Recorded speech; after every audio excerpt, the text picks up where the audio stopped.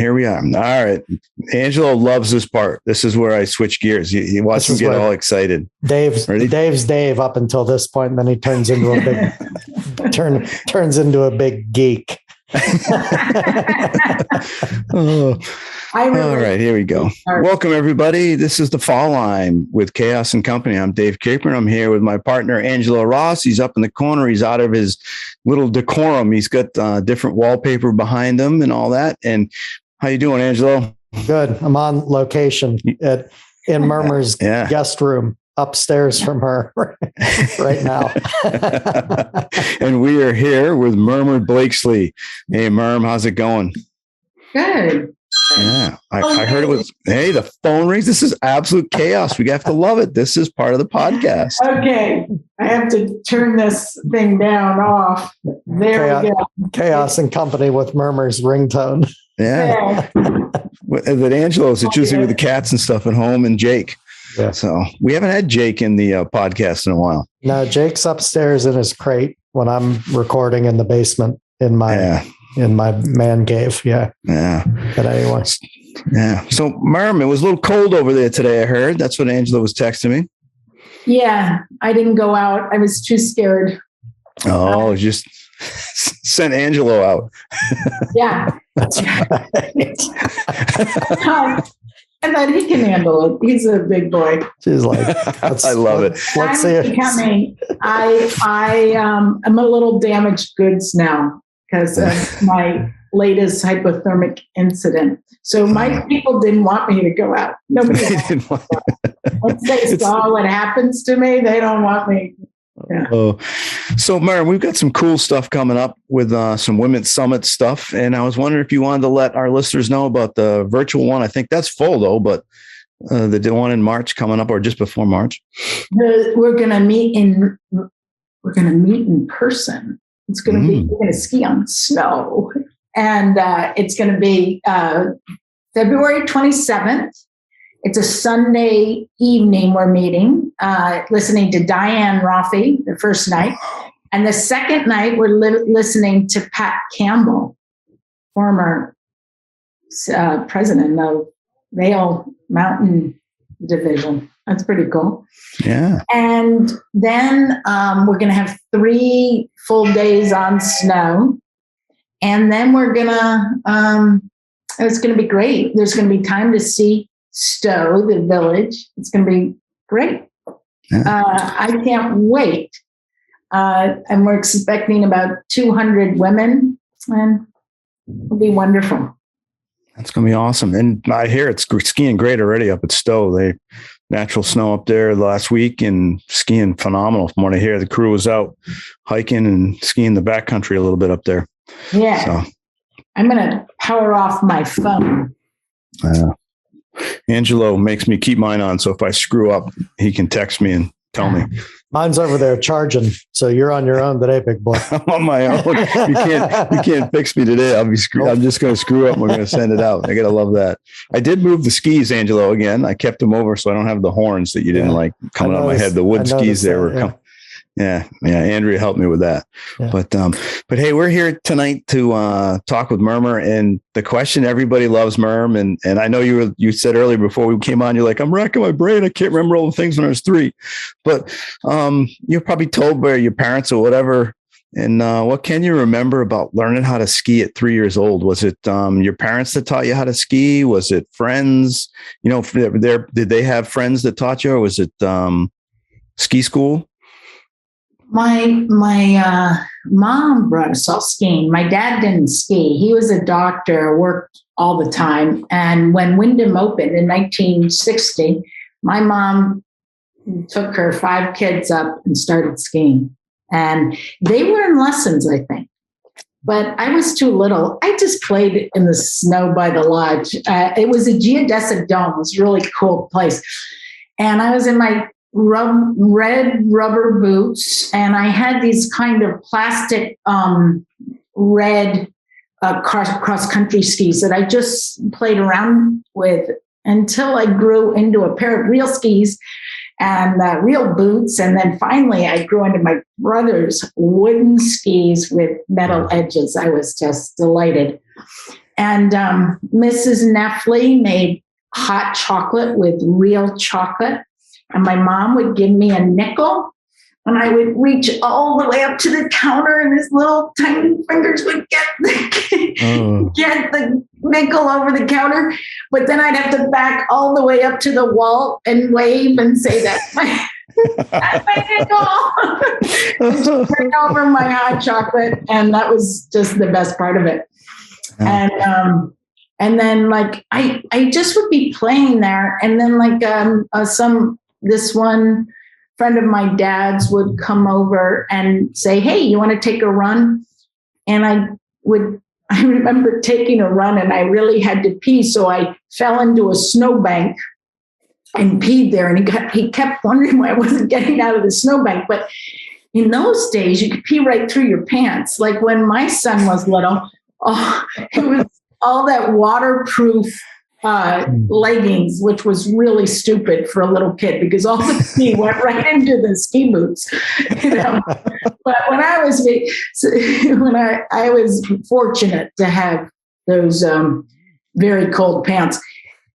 And then I'd get back in, we'd pack in 5 kids into the car, and Mom would go, I think someone peed. And I went, I did. Oh, God, that's so funny. I do, you know, Dave, I do. This just happened to me at Killington, too. There's certain times when I'm skiing and there's, it's like a flat, narrow trail through the woods, and the low angle light is coming in, and I'm in a tuck. I'm in a tuck. I really feel it. And I feel this line right back to my 3 or 5-year-old body. I just feel like that little kid with really wet pants and really dry, cold teeth, you know. It's just, and it's a really cool feeling. I love that memory. And it takes a narrow trail to get it, you know, a real Eastern trail. And then in a tuck too. You have to be in the tuck. Yeah. Oh, yeah. A little tuck. And we also have a big tree here, and I'm one of the oldest trails. You can't really tell the trails that were there from the trails that are there now, but there's a place where I know this is the oldest trail on the mountain. And there's this huge tree, and my brother and I have named him Norman. And every time I go by that tree, it's a huge maple, and it's really beat up. But I just love that guy. It's like a friend. And I just feel like it's seen so much. And when I see it, I can almost feel myself skating down past it and going into that first turn, which is pretty tough. Anyway. Yeah. So what other memories do you have young skiing and growing up? Was it skiing with your brothers and siblings? Was it racing early, or it was very communal all the time. I skied with my brother a lot.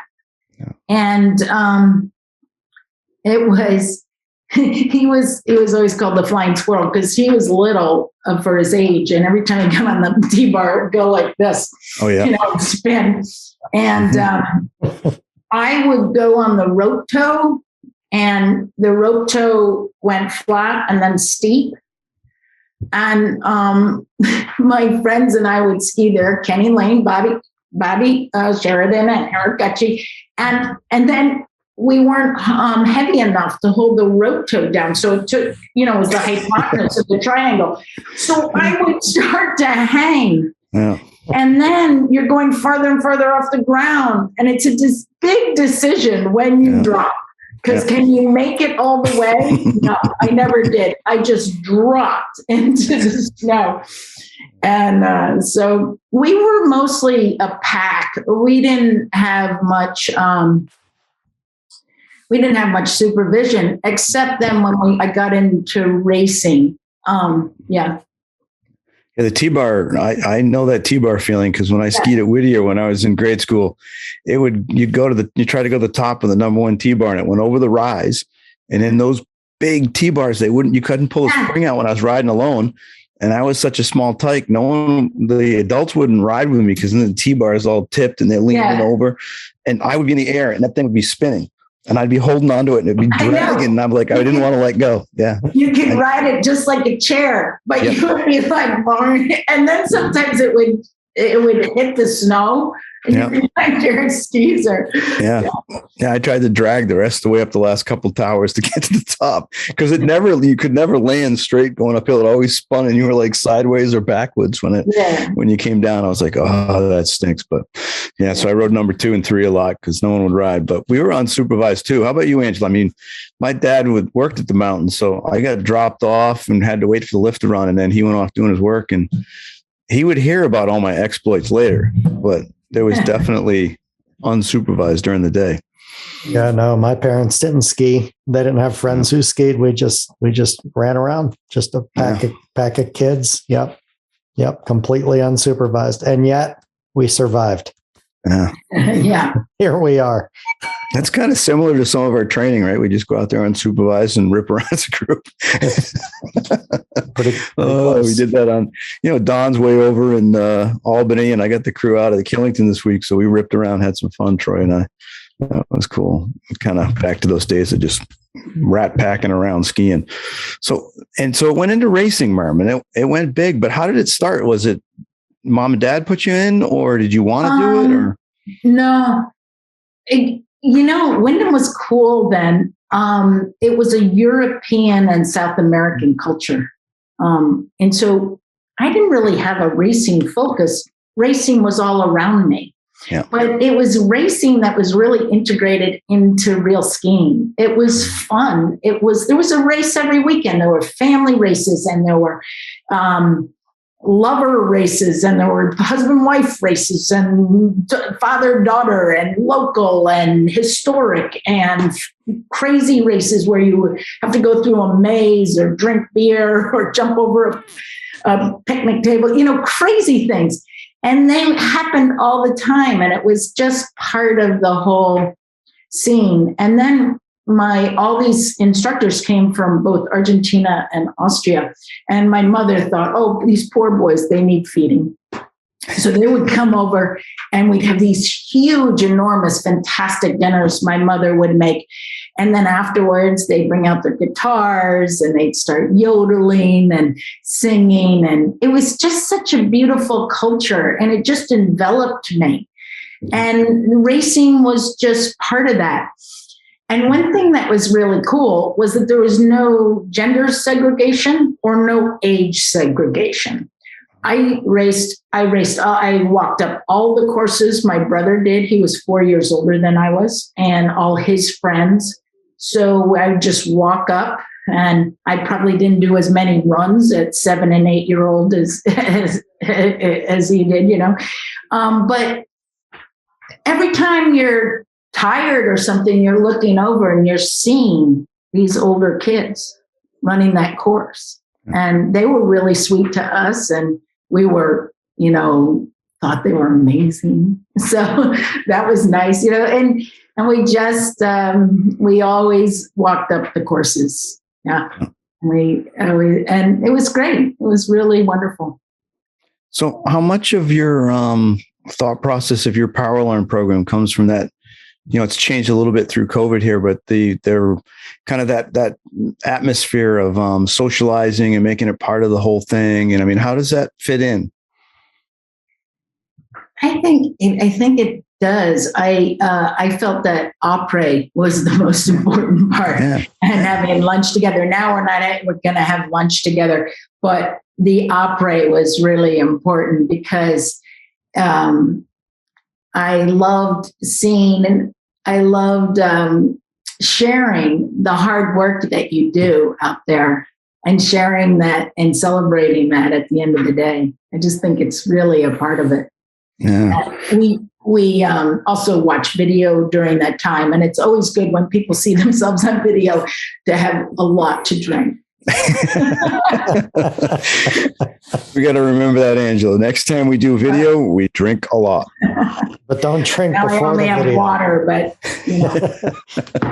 my first two races, though, I think I was 5 or 6. My first 2 races weren't very promising. My first one, I took off, and then my mother was a gatekeeper. She did a lot for the racing world, and she was a gatekeeper. And apparently I stopped and argued with her. I think she probably rightly said I missed a gate, and I was determined that I didn't think I did. And my second race, I made it through all the gates, but then I saw my friends lined up on this on the near side of the finish line. So instead of going through the finish line, I just stopped and talked to all my friends, and they had to pull me through the finish line. So, this is the kind of racing that we started with. It was kind of cool. And how did it blossom? Like, was it something that you were you really started to get into the competitive side of it? Because you went to the academy, and we had a coach, Pedro Klempa from Argentina. He was on the Argentine national team, and he was great. He made us do a lot of stuff. He made us, I remember, do long turns through bumps, and pivot slips, a lot of stem, every kind of convergent, divergent step, and every type of parallel step, like all sorts of things. And at 12, I made the New York State team, and that kind of opened my eyes. I got to go up to Burke. We went to Burke. I just remembered that. Wow. And for the Eastern team, Eastern team championships. That was exciting. I was only 12. I was wearing jeans. I was a little hippie kid. I was wearing jeans, and my coach was so embarrassed, but I was determined to wear my lucky jeans. Do you believe it? I went to the championships in jeans. And then the next year I made it, and then I made the team too, but I was at the top at that time. And then and then I decided to go to Burke at age 15. Weirdly enough, I went because of the education. Yeah. I really wanted to go to a gradeless school. And in 8th grade, I gave my parents a little lecture with the posters and a school project lecture on how gradeless education is the way to go. And grades, I was saying this to my dad and my mother, how grades encourage mediocrity, and they dampen a child's creativity and their desire to learn. And I was quoting all these educators, and I was really into it. But I found out about Burke, and I found out about the education, and I ended up convincing them in a year to send me. And so I went at age 15. I never thought I'd get in, but I got in. That sounds a lot up your alley, Angela, of thought process of learning, man. When I went, Warren Witherell played a trick on me. He really liked me. We met, and we really got along, and he played a trick on me. He wrote me a letter that said they had room, but only in a tent. Only how I could stay in a tent. And I don't know why my parents went along with this. I actually went and bought a tent. I bought sleeping bags. I went to northern Vermont thinking I did not have a room. And I got there and I had a little tiny room. I could not believe it. I actually thought I was going to be sleeping outside, and I always slept outside anyway, so it was okay for me. But my parents must have been thinking, because they were paying full price probably. Yeah. But Burke was a beautiful place to be. I loved it. I just loved it.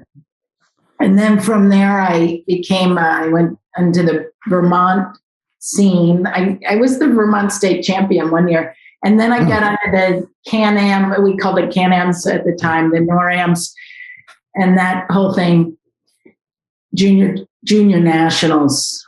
And and then I quit. I quit. Nobody's ever done this at Berkeley before or since. I quit halfway through my senior year and went free skiing and said, I want to free ski.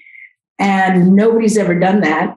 And my coaches came back from a series of races and they were setting a course, and I had free skied for 3 weeks. And I came down and skied up to them and they didn't know who it was. I had changed my skiing so much. And they were like, Chris Jones was like, God damn, Mermer, that always happens. People ski better when they quit. I go, very interesting. Maybe you should have a little free ski in there. Mm-hmm. But racing really burned me out. Yeah. Was it the racing itself? Was it just focus on not getting to go ski, or what was there one thing that kind of really pushed it to burn it out? I think it was the racing. Yeah. And I was watching, I had a lot of friends who are on the national team. Half of the women, maybe 3/4 of the women were on the national team there. So I'm going through this stuff. I was doing really well on the Vermont State circuit. I could make a mistake and still come in first or second, only in slalom. I really was awful in downhill. I didn't have much experience at all. I'll get into that, but bad snow years.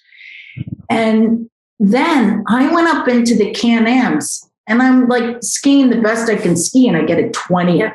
And then if I make a mistake, I'm 40th. And then I go out west and you're 30th, no matter what you do, because you're too harsh, And nobody had any idea that this might be a blow, that it's hard, it was tough. It was just, and we're traveling and there's no, it was a lot. And I just thought, and my friends are really struggling in Europe now, and they're coming in 50th and 40th, and they were winning in the Can-Ams. And, so I just thought, I'm never going to be a really great racer. I'm never going to. And so just quit now. Wow, that's crazy. Yeah. So, and after your racing, you started free skiing. How did you move to, when did it start to become a ski teacher? This is really stupid. I went to college. I didn't want to ski in college. I never really thought I'd ski again. I could have cared less. I skied with my parents when I came home. We finally got my dad skiing. And then I started ski teaching for the money. So what are you in for it now for? I was a writer. I came out of college a writer and a poet. I mean, to get $104 a week was good. And I was married to a crazy man who was an inventor. And so we thought we could live on $104 a week. Yep. So I started, but guess what? I didn't make any money, but I fell in love with teaching. I just fell in love with teaching. And then I didn't know what to do I was coaching and I didn't know what to do with my kids. I was doing all sorts of things that I did, railroad tracks. I did hop turns up the gazoo. I did hockey stops.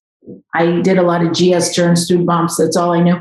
And I learned to set courses. I could set a really nice course, but I didn't know much about how to help them. So that's when I went to PSIA. The USSA at the time did not do much real teaching. Yeah. There were people yelling, "Don't rotate," things like that. So I ended up, that's what I did. Went into PSIA. Yeah. So when did it come into play that you were like, I want to go from being a pro and I want to learn how to teach to I'm driving for the national team? Well, we're way off because first I came into PSIA. It was not an easy. It was shell shock. I was used to the kind of skiing where we would test skis. We might test go a month on the same ski all the time and then figure out if we liked it. I mean, we did a lot of skiing for a very little bit of talking. So I get into PSIA and people do 4 turns and they start talking about their pinky and the toe and the thigh and the knee. And I'm thinking, we haven't even skied yet. And also, I didn't really even see, you were just in a wedge Christie. Like, how do you know what your toe is doing? Because, and when you're racing, you're so tuned to the ski. I had such a strong relationship with my ski, but I knew nothing about what I was doing.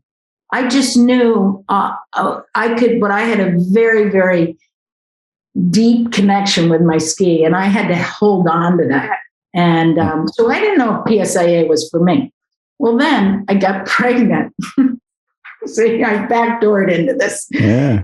I got pregnant and I thought, I had a troubled marriage. And I thought, I'm going to be a single mother. So I better get certified right now. So I went and got certified at 6 months. I got associate certified at 6 months. And then I went and got full certified at 8 months pregnant. I just made it because I think if it was a week later, I would have not been able to do the hop turns. And that's when Sean Smith was, it was a 5-day thing then. Mm-hmm. And Sean Smith was my 3-day course conductor. Yeah. And I went, I like this. I really was into it then. And I went off to dev team tryouts 2 years later, nursing my baby. So while everybody's listening to what they're supposed to do, I'm sitting in the back nursing. And, when everybody's listening to the awards, I'm sitting there nursing. So I felt fine, but I was definitely, people were looking around going, I think she's nursing. I think she's nursing. I think that one's right. And how much is, I asked the question because I know how much you talk about the ski and you make us not make us, but you encourage us to say, hey, make sure if you're going to have somebody do something, what are they doing with the ski? Like, especially with kids, I've heard you talk about teaching kids to make sure you coach them about what to do with the ski. How much of that background from being that young racer and understanding what the ski's doing is part of what you do today and still a big part of that coaching? That's a good point. I didn't realize that until recently, maybe until right now. No, when you're racing, you're really attuned to your ski. You're not very attuned to your body. And there's not a lot of terrain you're dealing with, except in downhill. But I never have left that feeling where I love that relationship with the ski snow. And Joe Wood always said, Mermer, there are 2 skis. You always say the ski. There's 2 down there. So I think that can't come straight out of racing, and I've never left it. And I noticed when I went to Austria, there's the terrain. The mountain guides don't think about their skis at all. They could ski on barrel staves because they're so buried. But they just think terrain, and that's a beautiful focus too. And I have come to appreciate that PSIA is body focused. I wish they were less body focused, but there is something to that. But racers are really ski focused, and I have just never lost that. I ski from the ground up, and I teach from the ground up, and then go into the body if you need it. If some errant body part you need to help, correct. But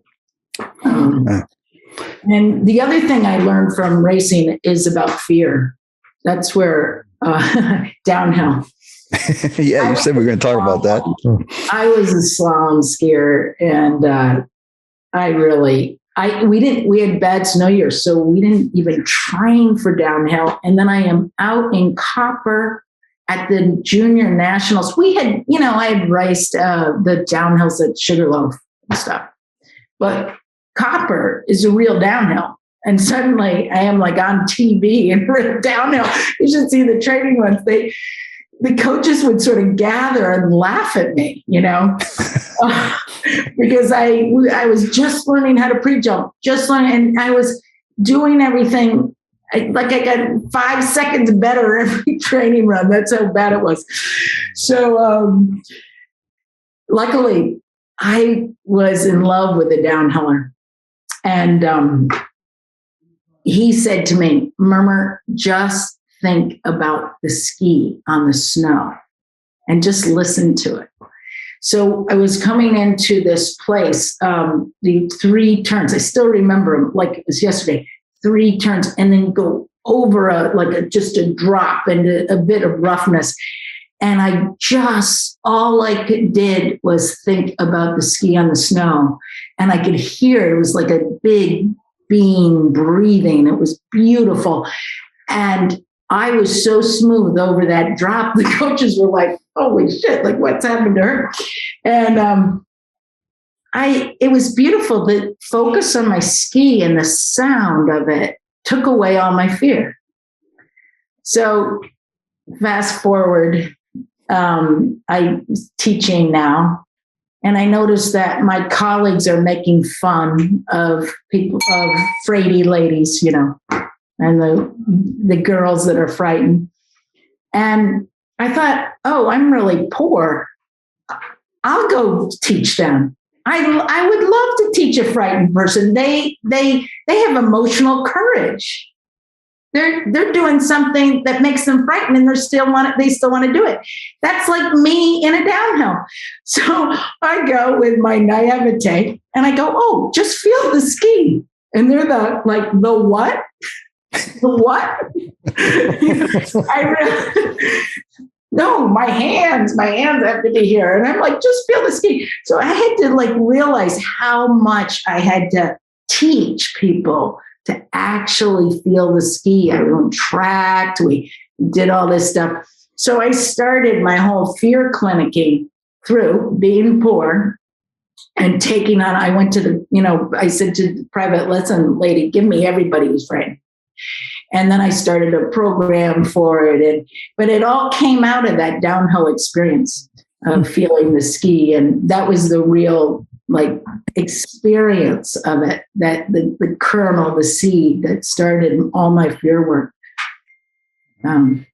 Was part of it also, you had talked about the tryouts and you've talked about it before with me and some other folks that, you didn't make it the first time, had to go back and all that. How much of a part of it is that, because I'm getting questions now as a dev team coach and just from a lot of the candidates getting ready for dev team and ETS. And they're like, how do you handle the performance anxiety? How do you handle the tryout anxiety? And was part of that helped out with the fear clinics and that? Maybe there wasn't any fear for you. In the first tryout, I choked badly. Some Easterners were there. I remember Sue Spencer was there. She didn't even recognize me going down at one point. She was like, who was that? No. I choked really badly at that first tryout.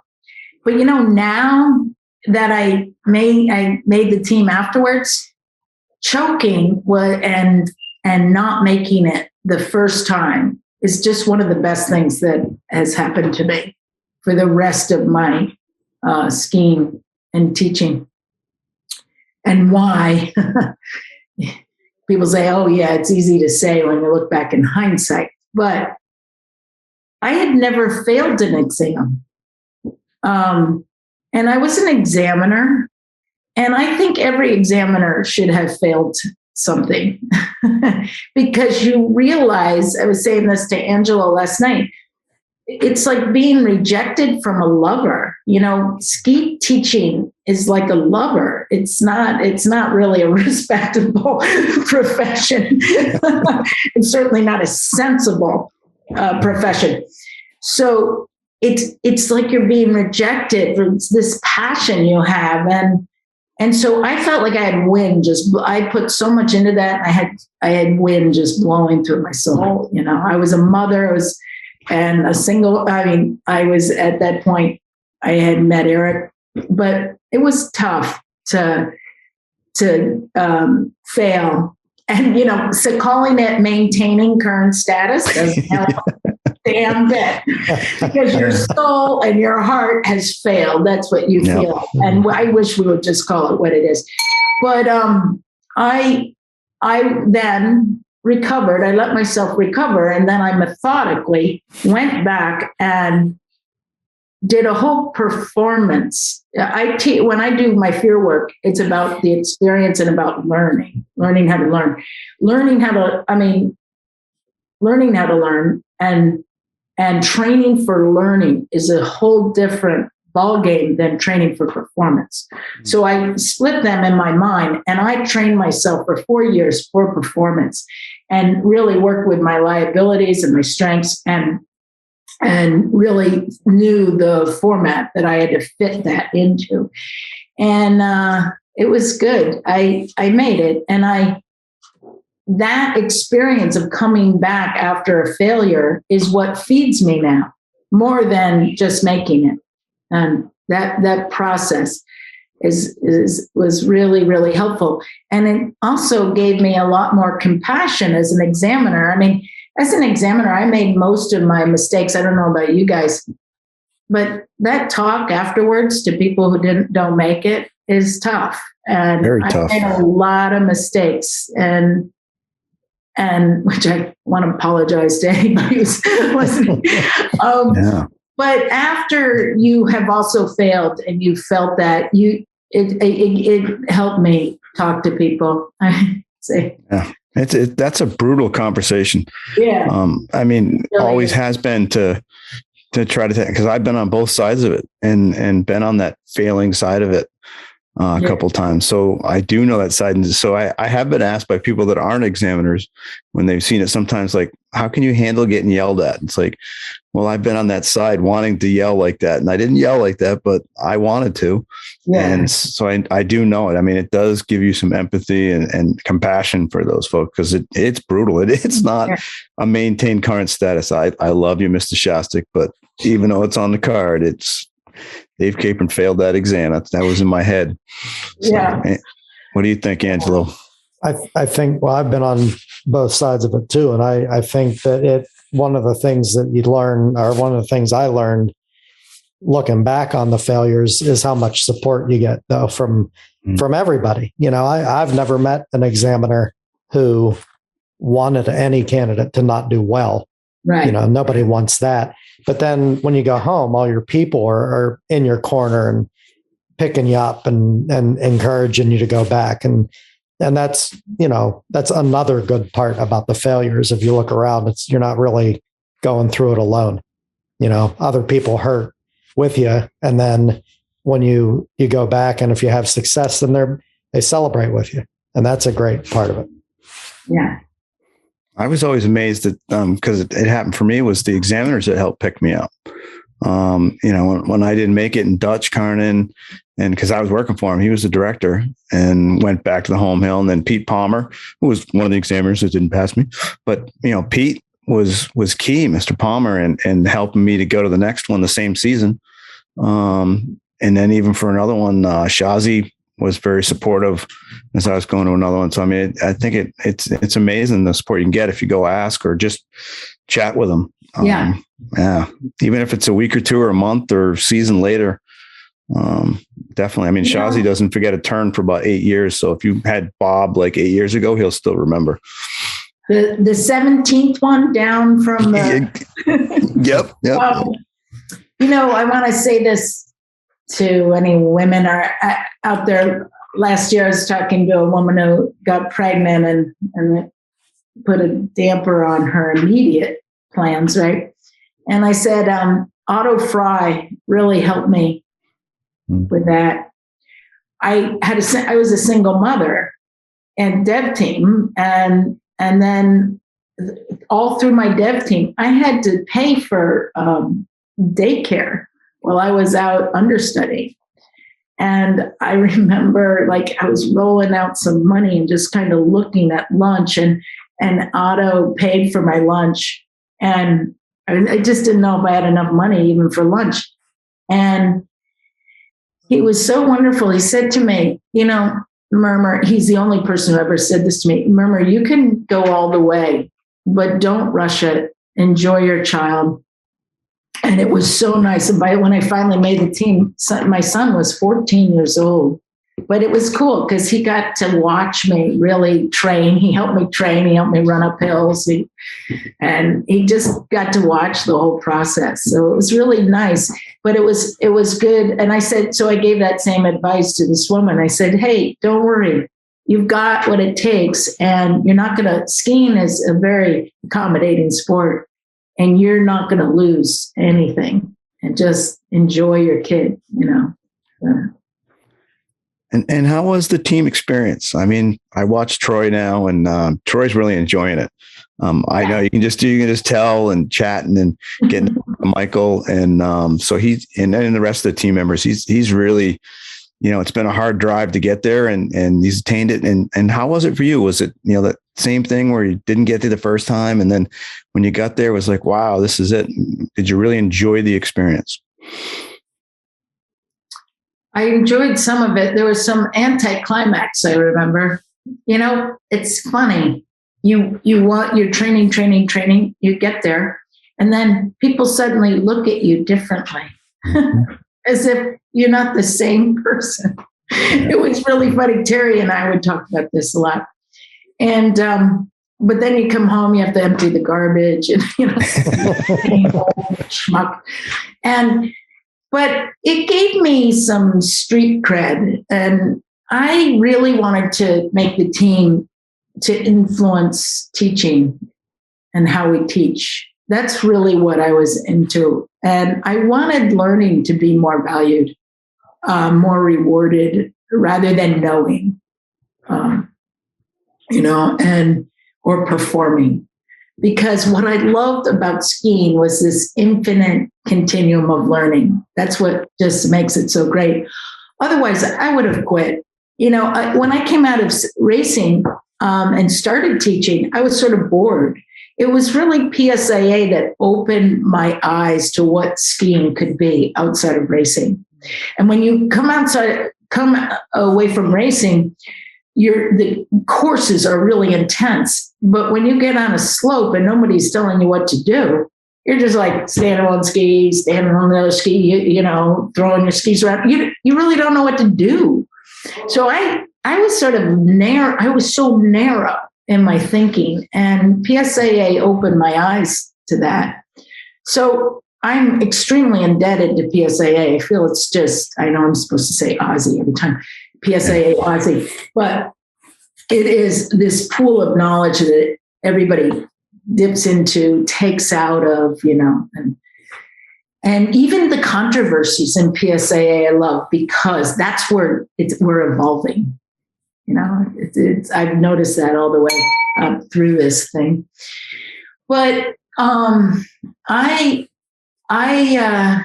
had a beautiful time in certain ways with the team, but it wasn't. It also, I decided not to try out again, partly for my hypothermia that I got in 1997. And partly because I really wanted to write a book, because I thought the team isn't quite what I imagined. At the time, the team spent more time doing snow country events for rich people than teaching and examiners and instructors. And now the team has shifted toward a much better use of their potential. So I didn't feel that I was really doing what I wanted on the team. So I didn't try out again. And which book? Funny, you take off that mantle, and then some people think that you forgot everything you knew. Yeah. Angela, what do you think about the learning part, man? That's my boy sitting there. The learning part is what you love more than the teaching. in my view. I think both kind of happen at the same time, because if you can't teach without learning. If you're paying attention, you can't, but as you're learning, and someone's teaching you're sitting there learning, you're teaching them what works and doesn't work also. It's like a reciprocal thing. One, you can't separate them out, and I guess that's what I think. Well, that's one thing. There are a few things about learning that I really that I kept trying to infuse into our thinking, our collective thinking about it. And one is that you can push to the point of failure instead of being the I'm okay, you're not way of teaching. And everybody, tries to look just like you with a big jacket, and they're the little shits. And I wanted everybody to be able to be vulnerable and take a risk and, learn, because if you move a knee 3 inches to the right, it's moving it into the unknown, and it feels huge. And that takes a risk. And it's so beautiful. And learning levels us all, because we're all still learning. So everybody's sort of on the exact same plane. It's just you might be a little farther because you've been at it for 60 years. But we're all there. And we're, like Eric said, my husband, he said the greatest thing. Before I met you, Mermer, I thought I'd be happier if I skied better. But when I came into PSIA, there was a lot of this I'm the big jacket, you're I'm okay. I called it the I'm okay, you're not style of teaching, and I was really not into that. And that's why I've always done all these things that you push people to their point of failure, just like a race course. You don't come in and go, "Ooh, do I look good?" You go, "Oh shit, I gotta back up." Yeah. But I agree that the teachers that I'm drawn to are the ones that are constantly learning. He's shaking his head. He's usually processing Merm when he's shaking his head. So I just have to. We don't have the sign yet that says we've really screwed up, even though I don't think we screwed up yet. No, but he always usually when his head's shaking, I know I just have to wait, chat a little bit, and then he comes out with something so profound. I just sit here. I was holding this in reserve, waiting for the proper time, but if it doesn't come, and it will be missed. So I just will say it because I wondered if you couldn't, when you failed your exam, if you couldn't do hop turns because you waited into your 8th month of pregnancy. But then it was like, well, Mermer did it. So what's your excuse, Dave? What's my excuse? Oh, there you go. We didn't do hop turns at exam. Oh, okay. That makes sense. Because you would have known them. No, it was funny because over a bamboo pole on one ski, and Sean, true to form, used shame and humiliation to get the other guys to do it. Well, you just took away every conceivable excuse for somebody not being able to do hop turns, Mermer. Yeah. But I came back and I thought, I'll do this with my kids, and I pulled a little groin there because it was a week afterwards. And so I knew I wouldn't have been able to do a hop turn a week later. But anyway. Yeah. So when you look at a lot of the stuff, and I know a lot of people sometimes when you ask them these questions, this next one here, you've contributed a lot with your time on the Eastern staff, training pros, training staff to go out and train other folks, working with the home mountain at Windham, national team. I mean, how many people have you influenced where you've worked with folks that then went out and worked with folks? You have your fear workshops, your off-piste for women, the Conversation with Fear, the book. that I have a signed copy I have here on the desk. What does it mean to you? All those, I mean, I know you're not done, and we have questions on that because I want to know what's next, because Mermer usually has some plans. But I mean, how do you feel about all that? Is it cool looking back? Does it put a smile on your face? Or is it Mermer who says, that's not enough yet, I got to do some more? None of the above. Okay. I don't really think that much about it.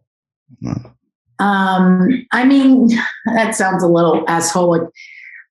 Yes, of course, it gives me a foundation to work from, but I'm still at it. I'm still in the present. I'm still chewing on things. I'm still learning. I'm more worried about the student before me, the clinic I'm running now, the turn I'm making, the next turn I'm heading toward. I'm still in it. So I don't sit back and go, wasn't that great? I just don't. That's just not me. I'm very much into working. And, but I have to say this about making the national team. It's a huge hinge point in any career. I mean, it's great. But as I said before, what I draw from is that I came back from a failure to do it. So that's what really has been the most productive and most fertile part of it. And I just love to teach and I love to ski. So I'm just in it. I can't get out of it. I thought when I started skiing, I actually thought I'd do it for a little while. I quit when I was 30, I said, and then I quit when I was 40, and then I was quit when I was 50, and then I quit when I was 60. Now I realize, I'm in. I'm not going to quit.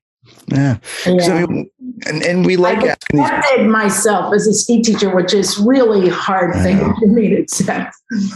Because Angela and I, to think way back when we started the podcast, we wanted to have folks like you and Ellen Post Foster and Michael's been on and Robin and just the numerous folks that are the guys who just wrote a new manual. Mark Aiken and Kevin Jordan, those kind of folks that are doing things, but because a lot of people don't have access. I mean, there's going to be people that are listening that probably never skied with Mermer Blakeslee, and they should. And that I don't know, Angela, you got anything on that? I mean, this is kind of the avenue that it's kind of neat for some folks that they might not even know about your book, amazingly, which is like sad to me that they don't. But I know there's members out there that don't. Yeah, I think you can't know everything. You can't know every name. You can't read every book, and if somebody hears something on here that they're not familiar with and they look into it, I think they're going to find something pretty rich. A lot of good folks doing a lot of good things, and you can just really pick something up from anybody if this is an avenue for people to find out about stuff. Like when we had, I'm looking at your poster when Wayne was on. We had some young park kids at my home hill didn't know who Wayne Wong was. And I was like, and heard about it, through the podcast. And like, I had no idea. Like, like old people are cool too. I love old people. I like that more and more. So, Mermer, you always have a lot going on. You get the PowerLearn program going on that I think is doing more days now than you used to do during the season, don't you? I mean, you're doing more the half days, but it's more days than it was before COVID. Changed up a little bit. And you got the women's summit stuff coming up that I know you run on committees. You're still on the committee for the women's scholarships nationally, right? So all those kind of things. But I mean, is there anything in the fire we don't know about? Or is there something in the back of Mermer's mind that she's like, I'm thinking about this. I don't know if I want to tell anybody, but Dave's asking me, Angela and Dave want to know, like, is there something out there that you wished you could get going on, or something you've had a thought, or what's going on? Sort of too many things to say, but I do want to write another article about how language matters in our work. And it's important to pay attention to. I mean, like corporate speak has really crept into our sport, and it's really dried up a lot of the juice. I mean, we have one sexy sport, and we talk about it with this dry, tired words like jargon, slogans, useless, dull distractions, and a lot of our words need a qualifier. Like people say they love consistency. Well, really? What if it's bad? What if it's consistently bad? Create experiences. Really? I've had some experiences I don't ever want to repeat. Memories. There are many memories. Like these things we have to think about this. These things, they need an adjective, I really want our language to be kept energetic, imaginative, meaningful. I'm a writer, and anytime in writing you want to add energy, you go to the sensory. Like an old man is easier to see and gives you more than the word old age.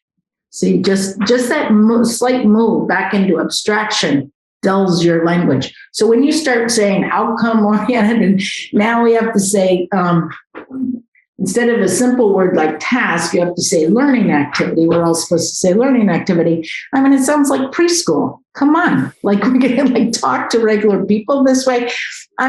You always have to have some jargon in any organization, but we speak in these generalities, and I just really want to get some energy into our language and individuality. I don't want to, that's part of this whole thing. It's not just being a robot saying these things, so that's one thing I want to write an article about. And also about teaching. I'm still obsessed with teaching.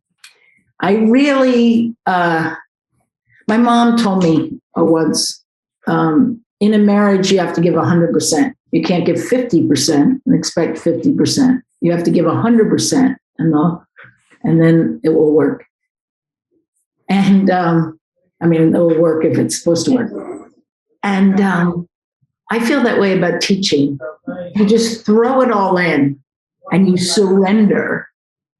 And you don't worry about your teaching, your skiing. You worry about their learning. And in that surrender, this is why I still do it. You never know what you're going to do. I go out every day. I really don't know what I'm going to do. But in that surrender, you have this synergy and this creativity that's happening between you guys, between everything. And that's when you start learning that, like Angela, you said, you start learning because you might say something you've never said before. You might think of a modification of a drill that you've never thought about just because that one student that you couldn't reach taught you it. You're trying so hard to reach that one student. It's stretching you as a teacher. So I love that surrender into the unknown just in teaching. Yeah, I just think it's so beautiful. And I love going out there and falling in love with people who aren't like me. And I love not knowing what I'm going to do. But it does take a little bit of risk. And how long did it take to get to that point? Because I know, I doubt very much that you started teaching, just went out, and because you go out and have not necessarily a full-on plan. You have some thoughts and then you explore it. But how long did it take to get to the point where you had enough experience, enough knowledge and comfort to go, I can let it happen? Like, was there a point? Was it kind of that trial and error and it didn't work early on? Or I think my growth as a teacher has been toward diversity. I started teaching kids, and they're one season-long, program, these season-long programs. And then I became a coach, a ones and twos coach, which means older kids at that time. And then I became the head of the junior program. So I really worked with kids first. Mm-hmm. And when you're kid, that playfulness is just part of it. And that not knowing is just part of it.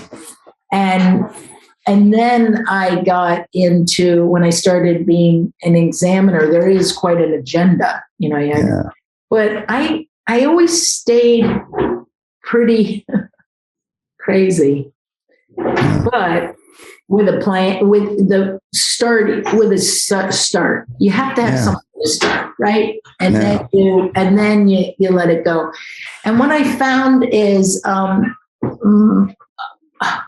I just got better at expanding my repertoire.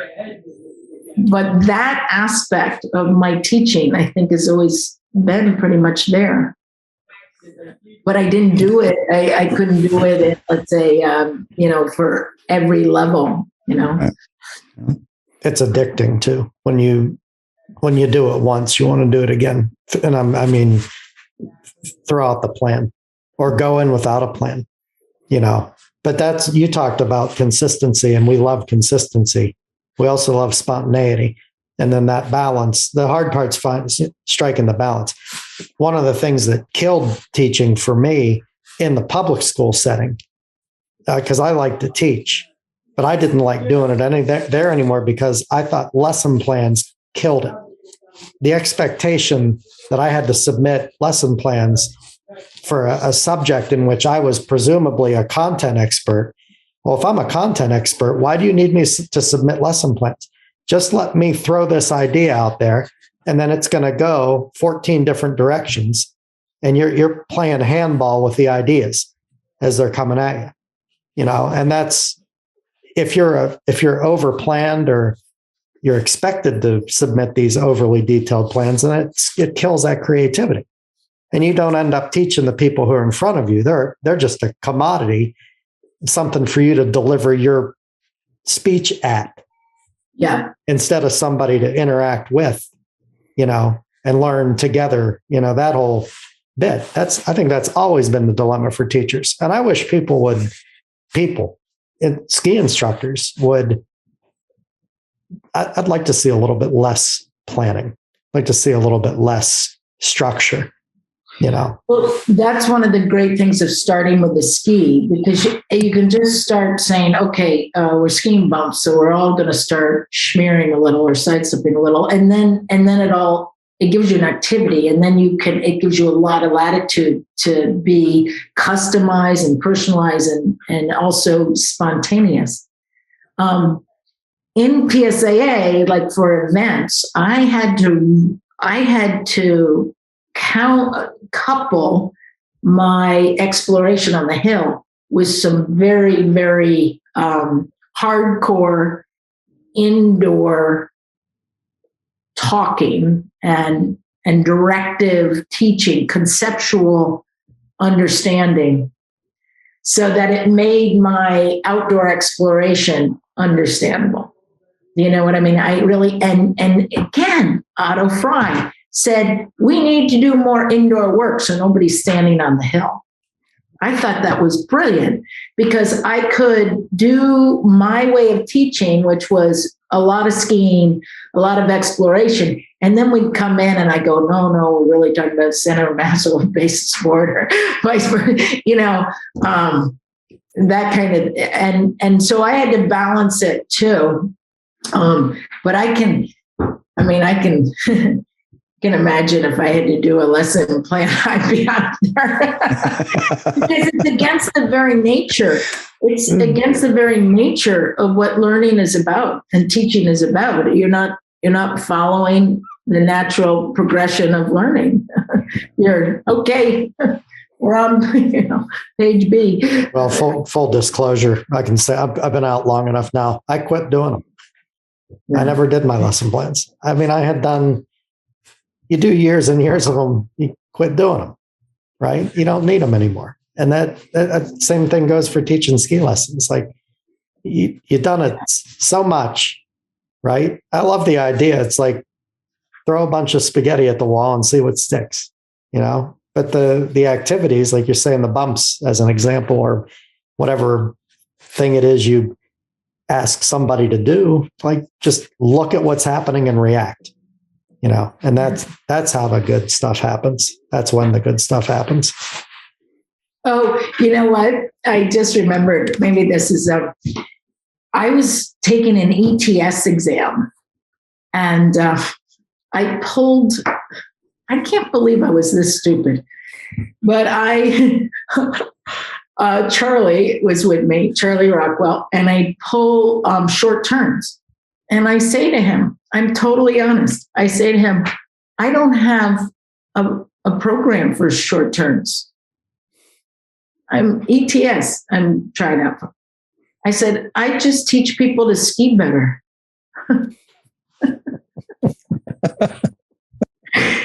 And he goes, oh, you think we want a program? I said, yeah, I think that's what you want. That's what everybody's doing. They're doing a program for whatever they pull. I don't have one. And he goes, just have everybody do short turns and teach them to ski better.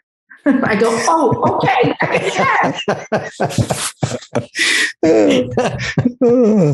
I love it. Angela, we got to make all the ETS candidates watch this right now. We have to replay it. And then, so if you pick short turns, have them ski it and then teach them how to ski better.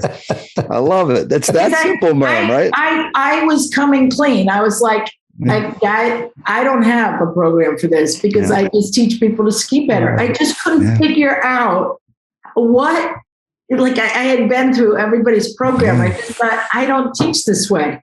So it was so great. Charlie was so great. He was so smart. He was looking at me and he was like, probably other examiners might have given me a 0 for being so clueless. And he just went, okay, I got this. I see what you're saying. And from then on, we have tried to stop people doing a canned rep, right? But everybody asked for it. PSIA, that's what I love about exams. You really get to see what you're putting out there. We do, don't we? Oh man, it's like, okay, I think I might have said that to somebody. So now they're saying it and I shouldn't have said that. Yeah. Oops. I definitely have a few of them. So we got to ask you, Merm, because we love to ask, especially all the folks, team members, alumni of the team.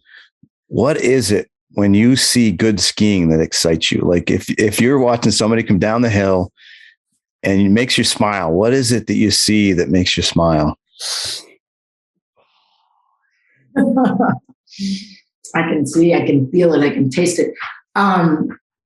I see, I love, it's that relationship with the ski. I love to see someone with this really beautiful relationship with the ski and the snow. And with the ski and the skis, the skier and the ski, between the skier and the skis, between the skier and terrain, between the skier and the snow. I just love that beautiful connection. And I love gliese between turns. I love elasticity. We don't talk about elasticity enough, where all the joints are opening and closing in harmony and continually. No stuckness, no stuckness. I love that immersion, and flow. And I was just about to say freedom with accuracy. But then I remembered on the team, when you're trying out, people are always saying, the selectors coming up. And I said it myself, we want you to be exciting and accurate. And you think, oh no, I'm thinking of the sloppy dull program. Of course you are. But I love to see freedom and that accuracy. But the gliese is graceful. I love the word gliese even. It's very graceful. And I love that too.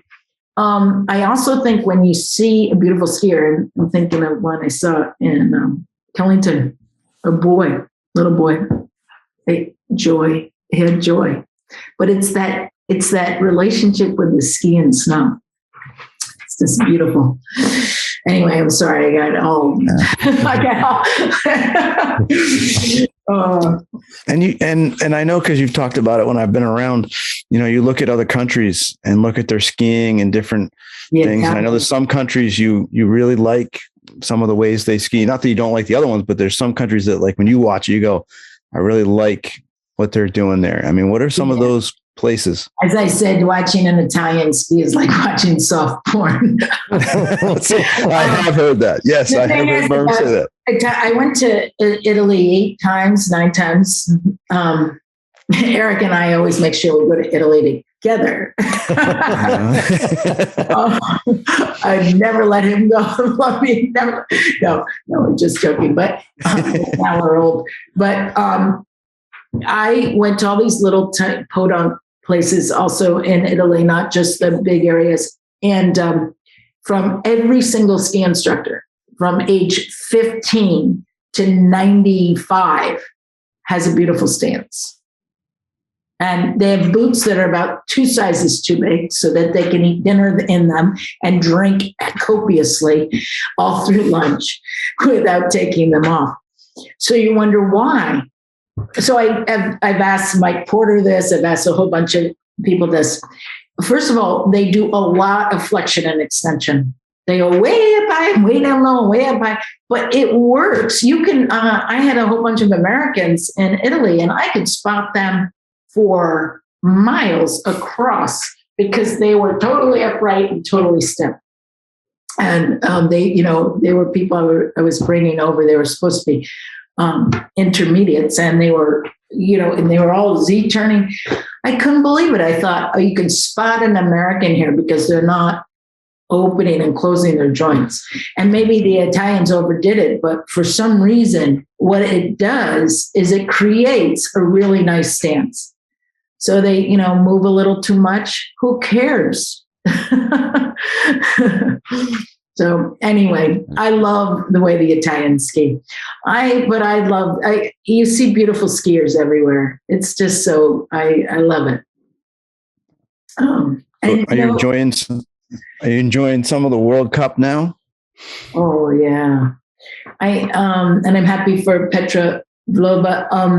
I met her dad, and he goes, "Oh, always second, always second." I go, but she's second to Michaela. I mean, but now, it's nice that she has a little, she's worked really hard, and but that's what's so beautiful about ski racing. It teaches you about failure. It's not about winning. It's about, it's about what Michaela's about, which is skiing beautifully and perfectly and in the zone whenever she can sneak in there. She is amazing. She's amazing in her psyche. She's amazing in her beautiful heart. She's amazing in her skiing. I'm a real Michaela fan. I think a lot of the U.S. is. Yeah.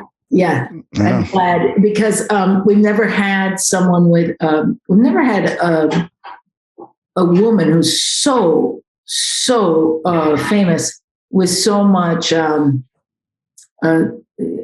grace and not into that, I'm just about winning and, winning, and competitive and just work hard and all those cliches that you hear around sport. She's an artist, she's very creative. I love watching her ski. My wife, Andrea, not a ski teacher, but she loves watching Michaela ski, and she'll watch ski racing, never raced in her life, but she watches Michaela ski, and she's like, she can see the difference. She knows and watches how amazing, how consistent. And she's like, she's always in balance. Yeah. She's never out. It's just amazing how she can, and she'll watch her skis. She'll describe what her skis are doing in the snow. This is just someone who's never taught skiing. I mean, being around us, our spouses tend to learn things, but yeah, she'll describe what Michaela's skis are doing versus the rest of the field. It's so cool. To have an athlete like that. It's fun. So we're getting towards February. Mm-hmm. So my wife is getting into a different mode soon. And I know Merm at some point must switch gears to her gardening, because if people don't really know Mermer, they might not know that Mermer has threatened to give up skiing for gardening because she doesn't feel she can do both as she moves along here in life, which I hope that doesn't happen because gardening is great, but you can't give up skiing. Can't give up gardening either. But tell us a little bit about Mermer Blakeslee off snow. What's that? Or writing is really where my identity is. I'm not schizophrenic. No, I'm Mermer. I'm actually Mermer, writer, skier, gardener. But I'm seasonal. So I can barely remember, Dave, my other selves. I can barely remember my plants.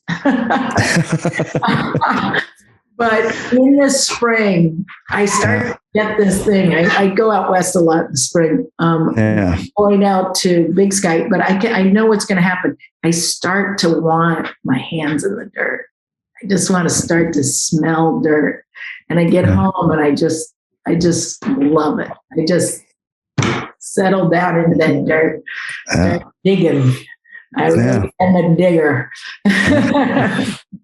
So do you think about writing or stuff out there when you're gardening, or is it just totally you're into the plants, or is that kind of one of your mechanisms to be out there by yourself working with the plants and you're thinking about some things you might come in and write? No, it's a whole nother, Okay. It's a whole other thing. That's, I'm writing now a lot of poems. And I'm writing for the first time in my life about my father's brain injury. So that's going to be interesting. So that's another part of me too. And then I have my novels, and I have another novel that I'm working on. But it's I don't have the wherewithal right now to work on it. My life is too busy. You really need a huge amount of empty time. So. When does the empty time come? Because I know it doesn't come during ski season. And then is it on the shoulders? Is it like it just doesn't come? Yeah, it fall. Yeah. Okay. Yeah. Fall time when everything's going to sleep. Yeah. What do you got, big boy? He's thinking. He's looking at his list.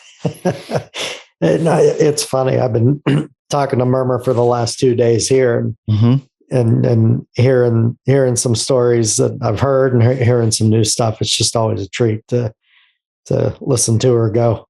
You know, you're always going to hear something you remember. Yeah. The Italians in soft porn. You should see us ski. And I'm thinking, like, I'm going to change my citizenship. I got the name. Yeah. Oh, good. But hey, Merm, we want to thank you for coming on with us. And we do want to invite you back because we would love to chat about some other things in the future here. Maybe we do something summer, fall. I know Andrea, my wife, would love to do at some point. We'll have Andrea and you on with Angela and I and talk plants, and Angela and I will just sit here and listen because I know the two of you can chat forever. She's the plant brainiac, not me.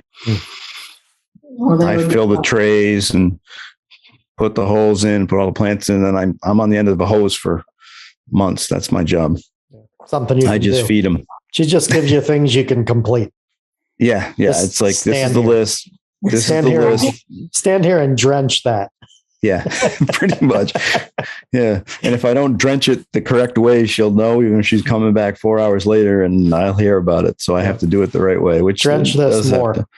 Yeah. Why did you water that? Well, I was going by. No, you only water it when it needs to. Yes, dear. So definitely there's a science to it that she makes sure I follow. But it's been awesome. And it always is. And thanks, Merm, for coming on. And we do want to have you back to chat about stuff. Because as always, I mean, we, like you said tonight, we can talk about skiing like forever. There's so much to learn and have fun with. So it's been awesome. And we want to thank our friends out there that are helping out with the podcast. Thank you to Blizzard Technica. for supporting us this year, and also Nick's Boot Fitting over at Mount Snow. Awesome to have them behind us. Hey, Thanks, everybody. I want to throw in another little shout out because I really appreciate the relationship today in particular that I have with Thermic and Cetus, because my heated kit saved my ass today. If you need heated stuff, look into Thermic and Cetus. Socks, mittens, and vests, man, you cannot go wrong. My Thermic batteries are fully charged for tomorrow, and they go to 10 on my phone, and they probably will be when I'm at Bretton Woods, when it's going to be like, I think it's supposed to be like 12 or 14 below to start the day. Yep. So they will be cranking. Yep. If you see a penguin, get your Thermic stuff out. Yeah. Geez. Crazy. All right. Thanks, everybody. This has been the Fall Line with KS and Company.